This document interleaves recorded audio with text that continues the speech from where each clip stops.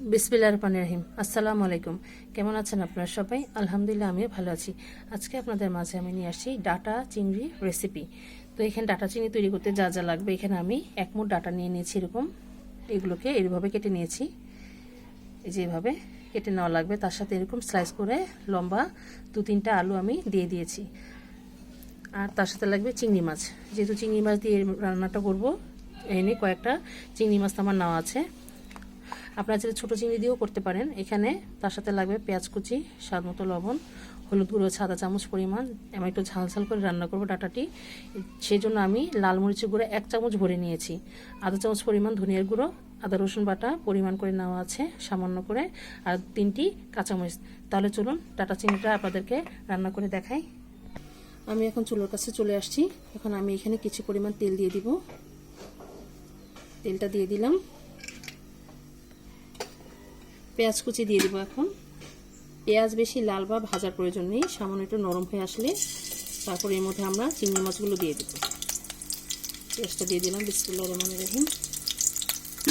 এটাকে এখন একটু নাড়াচাড়া করে দেব।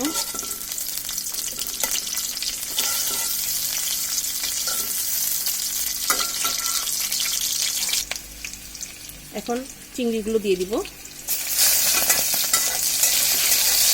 চিংড়িগুলোকে পেঁয়াজের মধ্যে ভালোভাবে হালকা একটু ভেজে নেব। তারপরে এর সাথে মশলাটা অ্যাড করে নেব।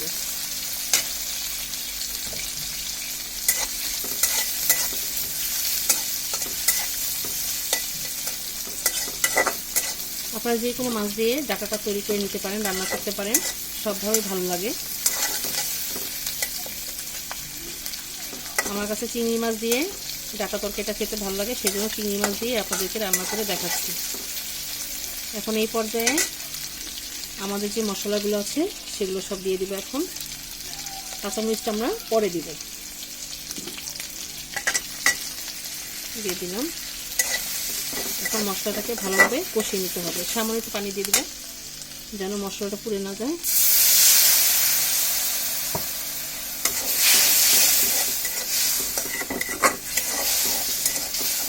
আমাদের চুলার আঁচটা এই মুহূর্তে বাড়ানো আছে। ভালোভাবে কষিয়ে নিয়ে তারপর ডাটাগুলো আমি এর মধ্যে দিয়ে দেব। আমাদের ডাটাগুলো চিংড়িগুলো কষানো হয়ে গিয়েছে। এখন ডাটাগুলো দিয়ে দেব। এই যে বিসমিল্লাহির রহমানির রহিম।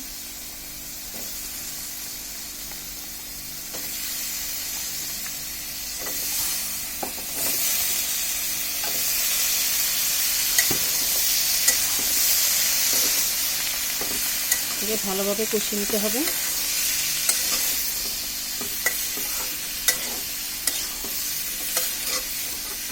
এখন আমরা এটাকে কিছু সময়ের জন্য কষিয়ে নেব। এটাকে ভালোভাবে কষিয়ে নিচ্ছি। এই যে দেখুন, ডাটা তরকারিটা ভালোভাবে কষিয়ে নিলে ভালো হয়, তাহলে ডাটাটা সেদ্ধ হয় খুব তাড়াতাড়ি। এই যে দেখুন আমাদের এটা কষানো হয়ে গিয়েছে। এখন এই পর্যায়ে আমি পানি দিয়ে দেব। পরিমাপ করে পানিটা দিয়ে দিচ্ছি। যেহেতু একটু ঝোল ঝোল থাকবে, মাখা মাখা থাকবে, এর চেয়ে বেশি পানি আর দেব না।